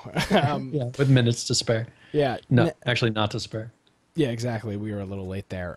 Brian, let's talk about the hospital a little bit, or the medical center. A few more. Well, it's a Are they going to decide? They need to decide a name. Is it a hospital or is it a medical center? It's a hospital/medical research center. Okay. So this is kind of playing into some of the lore of the game, maybe where the H1Z1 virus came from, some of these different things that hopefully. There's a lot of people. My fish are going crazy back there. The people they distracted me for a second. I know they're not listening. I'll put you full screen so people can get distracted by more. Yeah, so that's one thing that they really need to put into this game is some of that lore and backstory. They did the radio station. We'll be talking a little bit about that early on, right at release or right before release, to where they did some story from as if you were listening over the radio to it. But if they could come up with a way to put across some of the story of, okay, this research center, how does it play into, how we got this virus? How does the waste dump play into the virus? Are they linked? Did research waste go to the waste dump and then therefore the virus came out from there? We don't know a lot of these things. And so I think that if they would really go through and start coming up with a way to put across that story, whether that is through the radio tower, get some professional voice actors to come in and maybe play things that maybe aren't done like here at this time of day we're doing this, but maybe there's things that you can trigger that kind of unfold the story to you. I think that would be a good way to make it to where it makes sense. Okay, why is it important that we have this medical research center in here? Why is it important if they add some sort of an army base? What does that play into the story? That for me would make it a lot more enjoyable, and hopefully they start putting that into here to where you can actually find story elements. Yeah, which for a lot of people is a big deal, and I know, like you said, you really enjoy that backstory, right? More than I'd say most people. So for you, this is something that's I think pretty important. And them getting the whole backstory into the game. So there was a few screenshots that were released here, and this Sebastian guy is really killing it with the screenshots. But again, extremely low quality. You said that the H1Z1 virus came from the Karuma Pharmaceuticals, but this is the Karuma Research Facility. So they are linked. Extremely low quality screenshots, but we'll show them anyway. This first one here is looks like some type of corridor. There's a few escalators. I mean, just from this picture, it looks like this is pictures at least 3-story building. And he called this the shooting lobby. So Okay. we're expecting a lot of gunfights in here. I mean, from what he kind of said it was. This almost reminds me. This reminds me of like a Halo map where it's like this big open corridor and people are going to be standing on the different balconies and shooting off. And this looks a lot like a shopping mall. I mean, you know, kind of the layout of it. There's a big open area. It's multi-levels. I mean, for the listeners who can't see it yet, go to our show notes and make sure you can check out the screenshot of it. But it has the feel of an open area of a shopping mall. Now, Brian, you know, there's that open area in the center. I've got the most important question here. Will the escalators actually function? Or are you going to have to run up them like stairs? That's a make or break deal right here. Will the escalators function? Okay, so being that it's a hospital/research center, they usually have backup generators. They're going to have to function. And this is something that really drives me crazy. And I got to see if I know we'll be talking about this a little bit later because I made a post and talked about some of these things, but coming up with these objectives for you to accomplish, maybe a way to, you know, whether the dam powers this. I mean, with a research center, usually they have their own form of power, but whether the dam powers a place like this where the escalators start to work, or, you know, different things happen, they got to start coming up with some of those things and making it so, okay, when I go to the research center, what can I do when I'm there other than look for some lockers? Mm-hmm. They've got to come up with those other things to do. Yeah. So I guess, yeah, they're gonna. I don't know. The power situation is interesting. It's going to change the game a lot. But they've got to come up with a bunch of those things.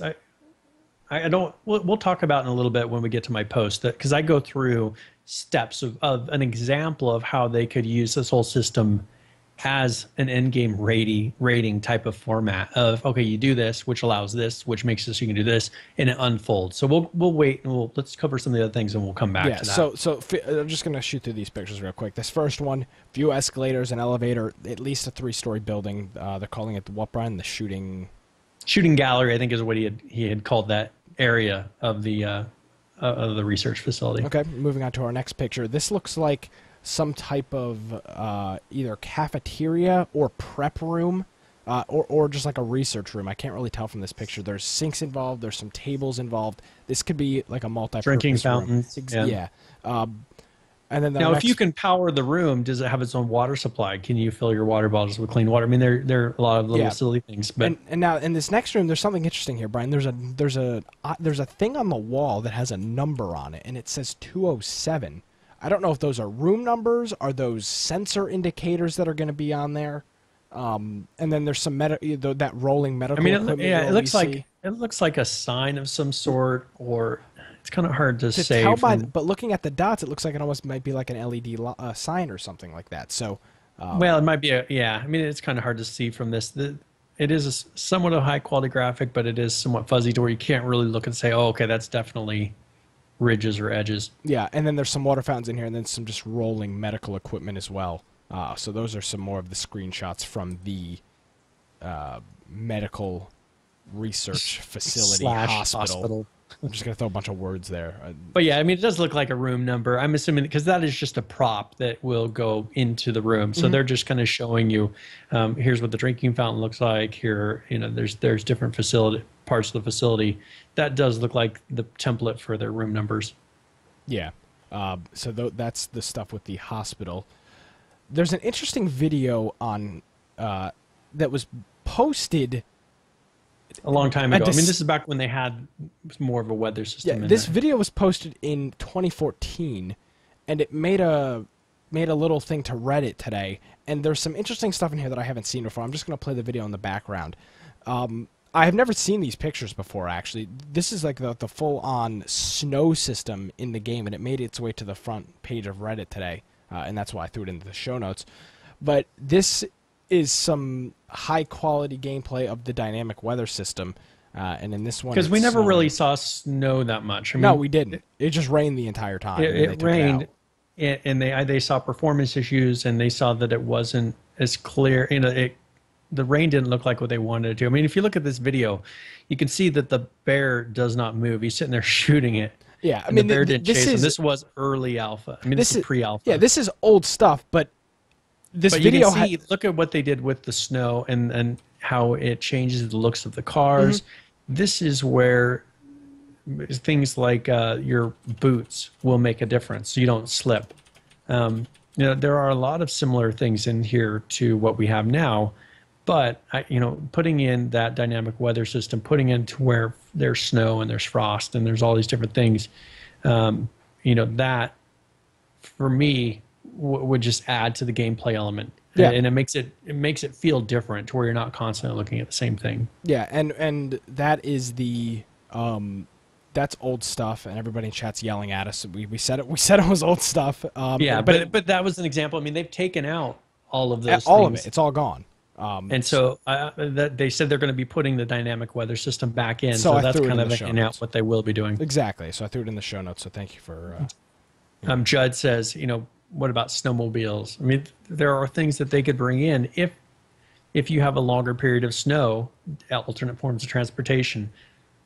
Or maybe there's areas that have snow. I mean, they could expand the map to where there are large areas that are consistently snow. It's where maybe a snowmobile would make sense. But as soon as you get to the thaw line, you can't use it anymore. Yeah. Now, Brian, this is something that you threw into the show notes. It's a suggestion, a post on Reddit. Yeah, and I posted this on Reddit saying, go ahead. Hey, I really think they should come up with a creative mode test server. So this was a server that I said, hey, it could race every day. But have it be somewhat like, with Minecraft or something where you can spawn in items to maybe test building. Maybe you could test or practice firing weapons. Because a lot of people have trouble getting ammo and different things in game to where they don't really want to use the ammo to sit there and practice their shooting. I think that if they came up with something where it's a test mode server, you could spawn in. They don't necessarily make it so you need to fly or anything. Keep those rules realistic, but make it so it's like a sandbox. And they say this whole game is a sandbox, so that's why I said creative mode.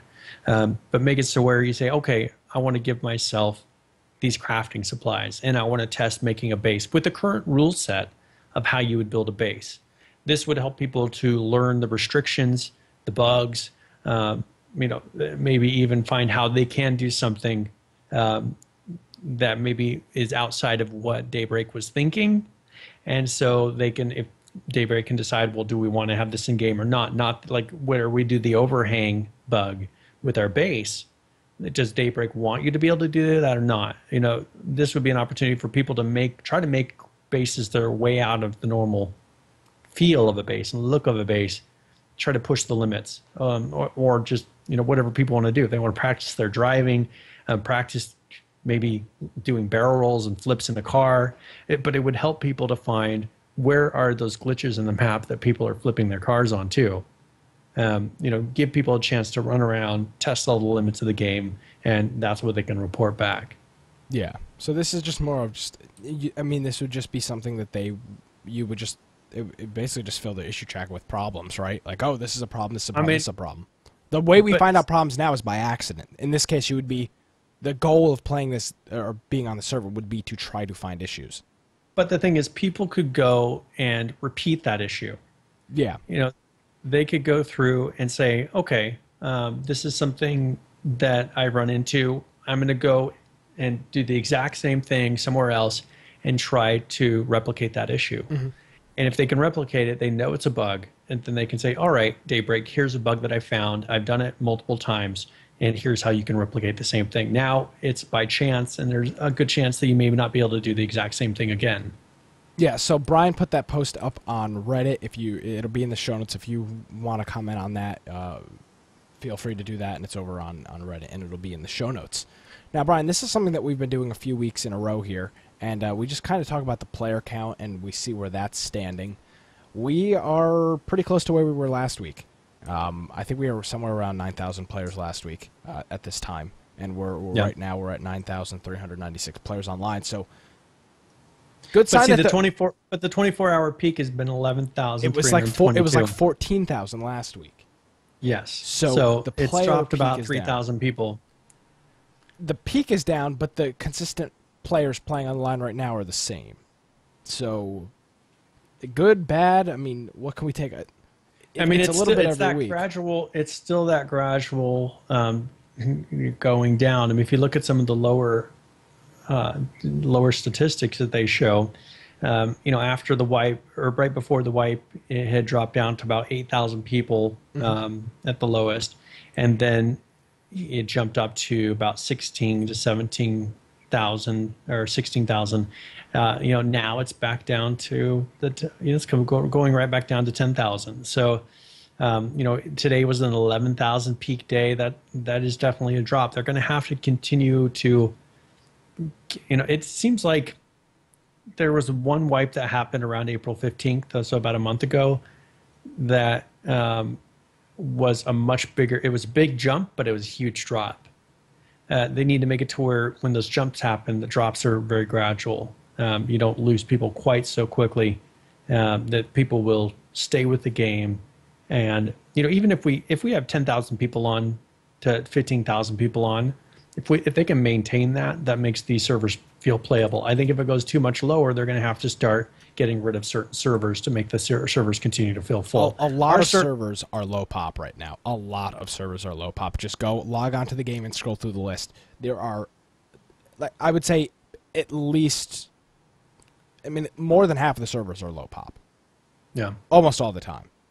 I don't remember the last. Is our server still flickering with high? It's been medium the past few days that I've played. And that's one thing. I did put out that plea to other clans, and we've had quite a number of clans come to our server, which is great. We get a lot of people that came as groups, and so we are getting to where we're on high sometimes. I have a feeling that there's a lot of other servers that aren't getting that, and so. I'm glad that we are having a little higher population. Also, because we have more clans on our server, the interactions are more fun because we're not running, as I said before, not running across one person. We're running across groups of people, so we can have real fights that don't end so quickly. We had a battle with another clan here yesterday that it was a large group of us versus a large group of them. Those are the type of interactions that we get on our server. And it kind of feels like the population is pretty decent. We could still go higher, and I think it would still feel great and even better if we got to around 20,000. Let's say it was 20,000 consistent players. I think that would be right about where the server populations are comfortable to where you feel like you're seeing people enough. Yeah. But you're not totally surrounded all the time. Just the fact that we're running into large groups. We were going and scouting out a new location for our base yesterday, and four Jeeps just drove by, and it was just one of the other clans, and they just drove right through. We were just all standing there, but that we have that nice interaction, and it's like a lot of people play on our server too. We see posts on Reddit all the time from other players, not members of our clan, members of other clans referring back to us. We refer back to other clans. I'm pretty happy with how the whole thing has gone out with Bloodscorn and the different groups. There's we have a large population of clans on our server. And we've not been doing the base rating because that's one thing that really demoralizes the other clans. It makes players not want to play. We had it to where, and we'll actually be talking a little bit about this in a bit. We had another clan that was raided by CG. And for them, they just said, "Oh, we're not playing anymore." And we've been raided by some of these clans, and not legitimately. This is where they're clipping in, they're blowing up things without blowing down the front doors. I think that this is where you got to really get thick skin about this. You got to accept that. All right, if we lose everything, that's fine, but you keep playing. Hopefully they'll fix it. But there is a point where you get so demoralized that you're just like, I just don't want to play right now. Well, the reason we haven't been raiding is because we really don't kind of have a base, Brian. We do, but we don't. They have messed that up pretty good. So just talk about total disaster. They implemented a system. They said they implemented a system where you could transfer the ownership of your base to another person. And Ferment talked about this in his clan spotlight. If you heard him at the end, he said, I said, Ferment, what could we, the Daybreak, do to improve the game in your opinion? He said that they need some type of building system with a clan. Ferment built our base, Brian wanted ownership of the base because Brian was on and doing more building than Ferment was. So what Ferment deleted his character. So yeah, because they said that was right after they said, okay, you can pass ownership. Yeah, which was essentially if somebody stops playing, or somebody wants to give ownership to somebody else, they just basically delete their character, and you could transfer that ownership to. So I was sitting there, and he deletes his character, and I'm sitting there, and it never said anything about taking ownership of the base. Sat there for over an hour, and it never happened, and it doesn't seem like it ever will happen. So we've actually we're not using that base. I mean, it's still a base that's usable, but we can't put any doors on. I mean, we can't do any. We cannot add anything to our base. We have one door because all the other doors are blown off. Yeah, and we can't place any more doors. So we are a one-room base essentially at this point. For that base, yeah. For that base, yeah. And so that's something that they're going to have to fix. It's not necessarily, I don't know, they almost have to do a wipe because they're going to have to fix it. People are going to run around and claim all these bases that got messed up. There's got to be a wipe soon. I don't know. I mean, they don't really want to wipe it for that, but that is kind of a big problem. A lot of people are having to abandon bases because of it. Yeah, so it doesn't work. It's implemented or whatever. There's another problem. The system doesn't work. It's as simple as that. Do not do this. If you're trying to transfer ownership, do not do it. It will not work for you. That's the moral of the story here. It won't work. Just don't bother deleting your character unless you're planning on moving to a new place. Yeah, exactly. So that system is implemented. So we put in here an idea that someone had posted about doing some sort of a spray paint decal or something. And I know this is in other games that are similar. Gary's mod is. Yeah. Gary's mod, Rust. A lot of these games have it to where you can put some sort of a banner or something up on the wall. Someone suggested, well, why can't we do this in H1Z1? Because realistically, if you look at the screenshot, the walls are very much the same. I suggested maybe there's a skin for making your walls look a little bit different, but if they're not going to do something like that, at least give us the ability to put some sort of decals up there, because there's not much customization that you can do currently. I mean, this is one of those things that even if they come up with a way for you to earn this or to get it through crates, these are the things that people are going to try to win because everybody wants to look different than everyone else. Yeah, people want to look custom. They want to look unique. Exactly. And right now, the game doesn't let you look very unique. I mean, this would be something where it's like, oh, okay, you do this, and then you're allowed to upload a PNG or a JPEG into the game, and then you spray paint it on or something like that. Now, you got to be careful because you never know. Gary's mod has the same problem. Team Fortress, I think they all allow you to do spray paint. Yeah, you do have to be careful, but it's we want customization. There's going to be people that ruin the customization stuff. But make it limited to your base because you don't want people spraying downtown PV, all kinds of ridiculous Well, that's things. why it would be, we talk about this clan ownership. Whoever owns the base can spray paint it, or if they have to be in your group, something like that. It would be similar to you being able to edit the base. But I like the idea. We talk about customization. This could be stuff that they throw in crates or something that they charge for, or something that's in a crate. This is the kind of stuff that we need. Yeah, and I'm actually moving one of these concepts up. Someone has suggested an in-game watch. Yeah. This is something that initially you're thinking, oh, what would be the point of that? But once they really come up with a day-night cycle and the weather system, maybe then there would be a point of knowing what time of year it is, knowing what time of day it is. Let's say in the winter it gets really cold where you have to go inside or find a heat source because the temperature drops so much. You need to know when the night cycle is coming. So I think that maybe having a watch that adds a HUD is what they suggested in this Reddit post. Something that will tell you, okay, you could pick what things you want to have. I mean, because watches can get pretty fancy. And they could even have different variations of the watches. Maybe one that just has I want a Rolex. Hands. Well, even just hands versus a digital watch. Is there a risk that if you go in the water, your digital watch stops working? There's different things that you could do, but have it to where it shows you the time of day. Because right now, you look up at the sky, okay, you can tell when it's becoming nighttime or when it's morning. You can usually tell, okay, it's nighttime or morning. But in the middle of the day, you don't really know what time it is or how long is left. This would add another one of those gameplay elements. Exactly. These Reddit ideas are really good. Whoever's posting this stuff on Reddit, keep them coming. And these are all in the show notes. If you want to, elaborate on their idea or ask a question, all this stuff is on the show notes, so you can do that as well. Brian, we got something interesting this week.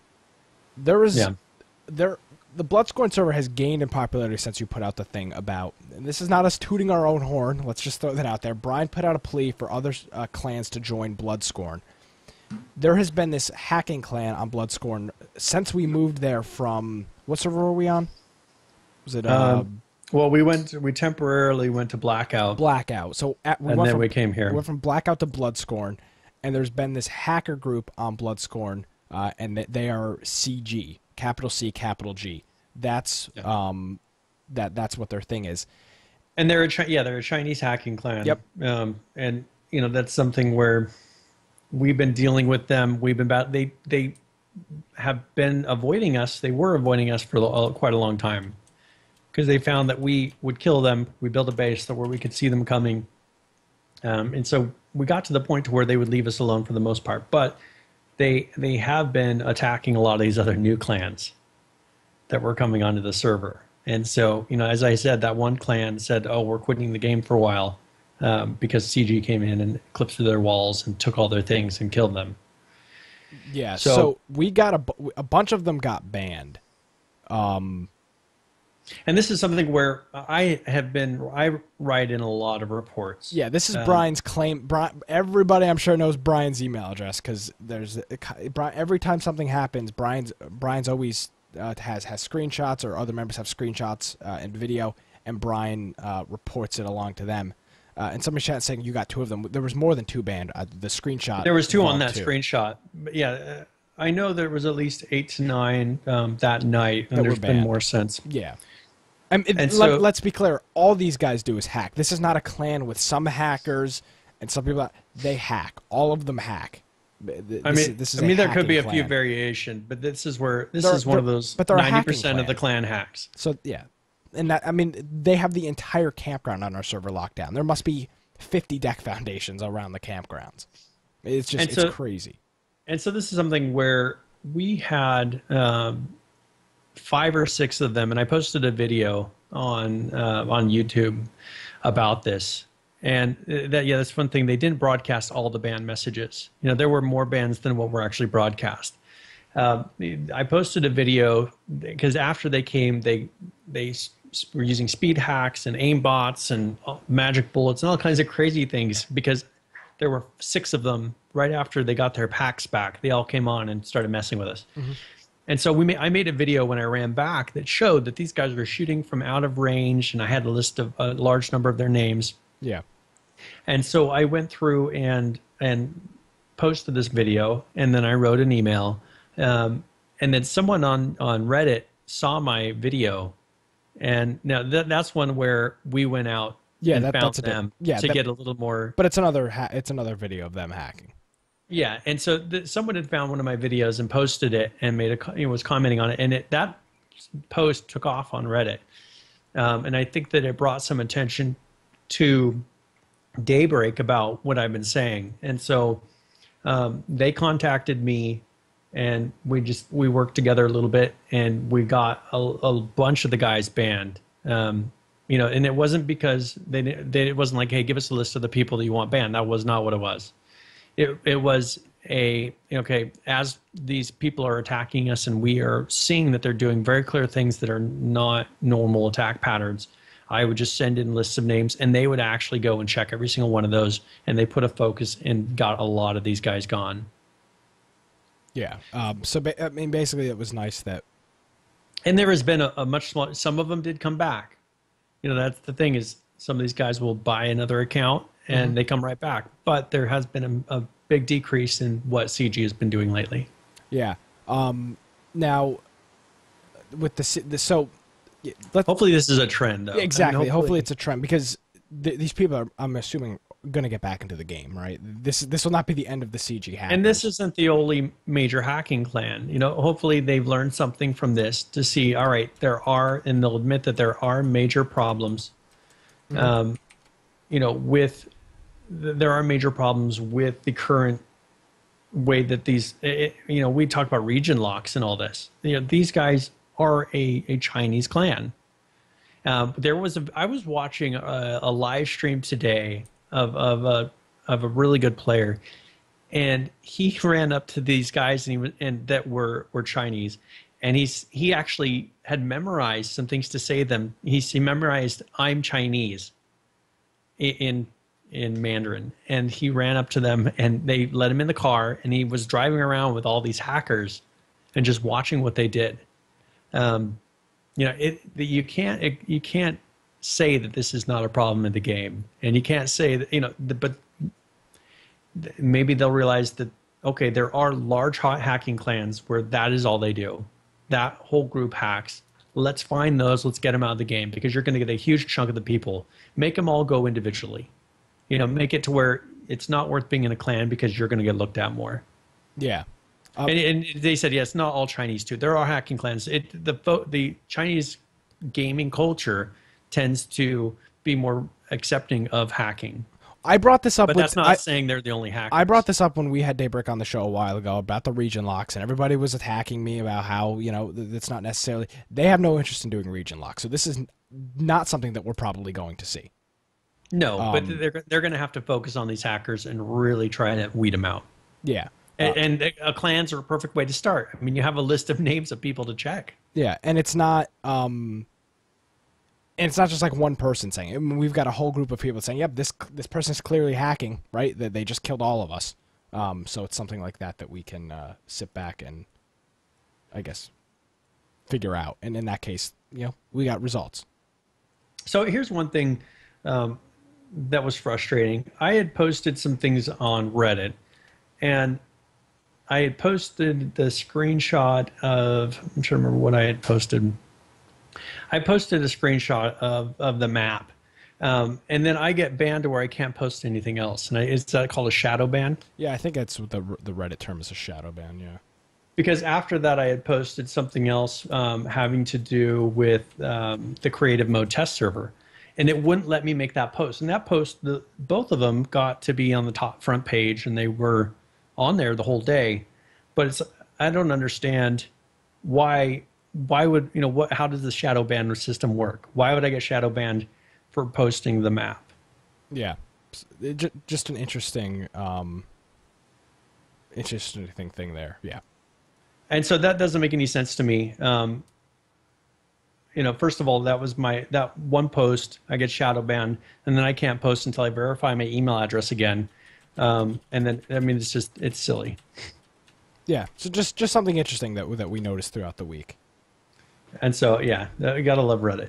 Yeah, exactly. Okay, just something to bring up. So just we're aware that stuff like this is happening. So one thing here, I had made another post, or I had found a post and then made a comment in the post about H1Z1 endgame content, because someone had said, we need more endgame content, and that is something that people are really looking for, and it's not really there yet. So here was my vision, and I kind of hinted that we would do this. So I'll just read it. Let me give you a vision of my endgame content. First of all, the big dam provides power through some sort of event or raid, and that's something that they have said will happen. Resets on daily or weekly process, perhaps. Power is provided to the radio tower, which allows some sort of propaganda to be sent or area to be controlled, or if they want to give backstory or something with it, lore, and that can be captured also through some sort of event or raid. And then, they've talked about how lights in Pleasant Valley are turned on, maybe the hospital power is turned on, things like that. This will cause a chain of events to happen that will allow that you can't do without having these first parts done. And then when the radio tower and the dam are controlled or powered, an electric gate perhaps could be opened that provides access to harder areas, maybe with more advanced objectives in an extended maps. When the power is turned off, this gate closes and you can no longer go in there. Maybe if you're stuck in there, you die. Like something happens, but I think this is my vision of different things they could do to come up with some of this endgame content to make it so you had things to do on a weekly or daily basis, other than, all right, we're going to go raid a base or we're going to go look for people to shoot. Yeah, that's interesting. Jeez, Brian, had you on camera there, you're like dying. Yeah, I like it, right? You're really into this stuff. So hearing your thoughts on, you know, what they can do with the story, and just kind of working all that stuff in is good. So that's the end game for you. Yeah. And then also radio towers. These are things that other people suggested, was like radio towers could call in super airdrops as an event. I don't remember if I saw this in a post but you know, this is something where if you control the radio tower, maybe you can call in a more advanced airdrop. Or maybe once you control the radio tower, an airdrop happens that has something special in it. Maybe walkie-talkies and radios. Yeah. You know, these are things that they could really come up with that aren't going to go outside of the game element, that aren't going to be that difficult to implement, but would really add a lot to give us something to do. Like, hey, let's go capture the radio tower today. That would be an objective. Yeah. So that's something to think about, right? I mean, Brian, you're all about the long game, like aspect, you know, keeping the game rolling, and that seems like what you're doing there, with that. Now, do you want to? We've got two more things quickly before we're almost at 2 hours here. Yeah. So you want me to go into the contest? Yeah, go ahead. All right, so we're going to be doing a contest. And so the first one, we were trying to think of something, whether we should do it immediately right now, but I think if we schedule a contest now, we're going to give out next week some prizes. The first one, we have our stickers. So the winner of this week's contest will get a sticker, and then I've got a list of games that I'm going to put together that are some pretty good games that will be codes for those games that you can win. You're not going to be stuck with getting a certain game. I'll give you a list to choose from, and then you can pick a game that you would like to have. So there's a good chance I've got probably 50 different games that I can give out. So I'm assuming that it's not going to be a repeat of something that you have. But what we want to do on this one is have you create a fun audio or video clip. It doesn't have to be a video clip. If you don't have the capabilities of making video, or you would be more comfortable with audio, we want you to come up with some sort of a fun clip that we can open the show with next week. It's not like a show opener to where it's like, hey, introducing, Infection Podcast. It can be a silly clip, a funny clip, just something that you come up with that we can just play at the beginning of the show, maybe before we do our intro, just for fun. And so about 1 minute long. And then what we would like you to do is upload it unlisted to YouTube, so we have access to it. And then email us the link at contact@infectionpodcast.com. And so whichever one we pick for this coming week, that will be the person who wins the sticker and a game. We'll have to decide, depending on how many we get, maybe we'll give out a second place prize or somebody who's a runner-up that maybe we'll play later in one of the other shows. But that'll be the first week contest that we're going to be doing. The second week contest, so you have 2 weeks to prepare for this one, is some sort of in-game footage with audio that is entertaining. So you can do a voiceover, but player interaction is encouraged, and it needs to be original. We don't want you going to YouTube, finding someone else's fun player interaction. It can be entertaining in that it can be something that's exciting. It doesn't have to be just all jokes.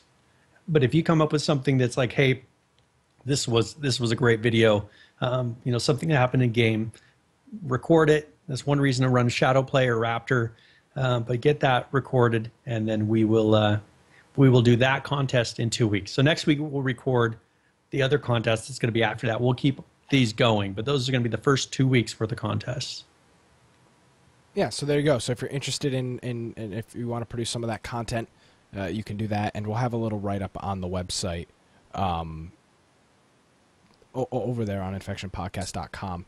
Now, Brian, are you going to be able to make it through the end of the show? Are you going to be able to? I know I keep coughing. I've been trying to mute myself. Are you going to be able to do tips of the week? Yes, I'll be good. So you want to roll into that now then? Yep, go ahead, play the intro now. I almost just completely forgot there was an intro for tips of the week, Brian.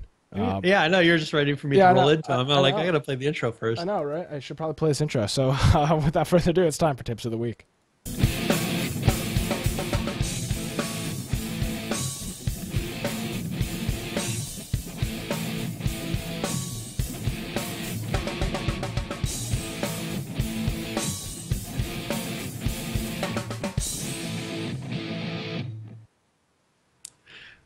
Hey, this is your tip of the week. Someone in chat saw you wearing a collar today. I thought that was funny. Leave me alone. Everybody's like, Nick dressed up. I just picked up a tux today. I was going to wear that on the show, but decided against it. Yeah, well, this is baby steps. So next week it's a full-on suit. Yeah, you'll get there. So this is our beginner tip. One thing that we've run into lately is people not closing doors.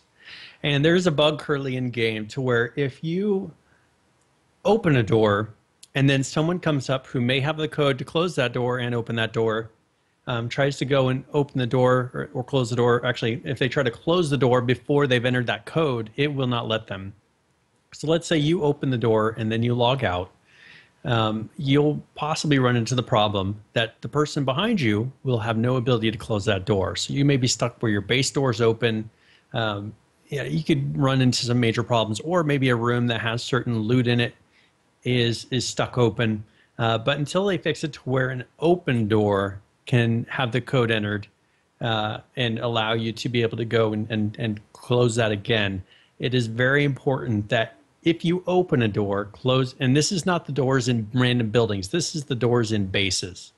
If you open a door in your base, one of the player-made doors, you need to make sure you close the door behind you, because that will save you from possibly being raided, people going in and getting your things. It could even be an internal door. There's hackers that are able to clip through the gates. They're able to teleport into your building. If your doors inside of the base are all open, you're going to end up losing all your things. So an advanced tip, this has a little bit to do with tips of the week, or with our contest that we're doing. If you want, with the advanced tip, you can run a program like Shadowplay or Raptor. And what that will do is record your gameplay while you're playing. You can either set it to where it records from here forward, so you record everything, or you can do the last 10 minutes is what I do, but you can have it to where it will record a certain period of time all the time. And then they'll have some shortcut keys that you can press, and it will save for me. Let's say something happens that I want to save. I hit certain shortcut keys, and it will save those last 10 minutes to a video file. And then I have that to, later I can go and edit it to the piece that I want, but it's really good for doing hacker reports, or maybe there's a really good firefight, or I see some sort of a glitch in the game. I can quickly save that to my hard drive, save it right to my hard drive. And then I don't have to worry about whether or not I had started some sort of program beforehand. Shadowplay is the program that is made by NVIDIA. And then Raptor is the program that is made by ATI or AMD. And so either one works. I actually use Raptor on an NVIDIA card because Shadowplay has never worked for me correctly. So you can look at the different UIs. If you find that one doesn't work, try the other one. But Shadowplay comes with the NVIDIA drivers. So if you have NVIDIA already installed, just go into your GeForce Experience and you'll be able to run that. Or if you have an ATI card, there might be Raptor already installed. If not, you can go download those programs, putting on your computer. And this is a really good opportunity for you to be able to go in and, like we said with the contest, save that gameplay if you have some funny interaction that you can then submit for the contest. There you go. But yeah, this is an excellent way to go and report hackers and catch those moments. Yeah, there you go. Andy said it's actually for ATI cards. Yeah, is what Raptor was made for originally. It's packaged with ATI, which is made by AMD. There you go. What contest? The contests, they're up on the website. Brian just went over them. They'll be up on the website. Yep. And if you want in the show notes. Yeah, we'll have them in the show notes, a description of what the contest is. And, if you want to go through. If you have any questions, of course, you can contact us on our email address, contact@infectionpodcast.com, but we'll have them in the show and in the show notes. Yeah, now something quick I want to just mention. To my surprise, I found out a lot of people actually watch the show in like after the fact on Twitch, off the Twitch VOD. The highest quality version is going to be on YouTube. I know that the Twitch VOD is available, but don't watch it on there because people are saying that the music's getting cut out because we're playing music before in the show or whatever. Watch it on YouTube. It's there. I'm going to just start deleting the Twitch stuff because they do the weird stuff with the copywritten audio, and they're blocking parts of the show. So watch it on YouTube, download it on your podcast app. We're on Stitcher, TuneIn. We're on there's a new service kind of coming out. It's like they're trying to like centralize podcasting on Android. So that's what's going on with all that stuff. So you can check that out. Brian Aldridge, you have anything to end before we finish? This has been a pretty crazy week, and so I always say, hey, if you want to come and join our clan, we have directions for that on the website. Mm-hmm. Also, if you are a clan, let's say you're not looking for another clan, you are perfectly capable of joining our server as your clan. It's not that you're going to be running around with us, but hey, that'll give you an opportunity to fight against us. We are fairly friendly. And we have a lot of clans that really don't like us because we are, for the most part, a kill on site clan, but we do have friendly people that we are with as well. But I think a lot of it has to do with the hacking. When you can't trust somebody to get close enough to be able to see who they are, it's a chaos. That creates a kill on site situation. Yeah. And so that's generally what we've been doing. But hey, if you're a clan that likes to get into firefights, that likes to have those battles, come and join our server. If you're looking for something else, go join a PvE server or something. But we're a server, Bloodscorn, that has a decent number of clans on there. And if you're looking for an active server now, this is a good place to go. But if you want to join, if you don't have a current clan, go to our website, go to join us under clans, and it'll give you steps that you can take to join us in TeamSpeak to get the proper clan tag. And then to get on the forum, which will allow you to eventually get into the base and be a part of the clan full time. Yeah. So Brian, good luck with your power supply install. Yes. Now I actually can shut down my computer. Fun fact: Brian's actually giving that away to anybody who's gonna submit something. I'll give away my old 850 watt one that doesn't work right. How about that? Oh, it doesn't work perfect. Just it randomly turns off sometimes. Hey, it's free. So Brian Aldridge from @BoiseComputer on Twitter. Thank you. Yep. All right. So that's going to do it for this week's episode of Infection. Like I said, we're pretty much everywhere, anywhere where you can get a podcast. We're on YouTube. We do the show live every Tuesday night at 7 p.m. Eastern Standard Time. My name is Nick Craig. @GameCast Live is my Twitter. InfectionPodcast.com is the website. Thanks for watching, guys, and we'll see you next week for Infection.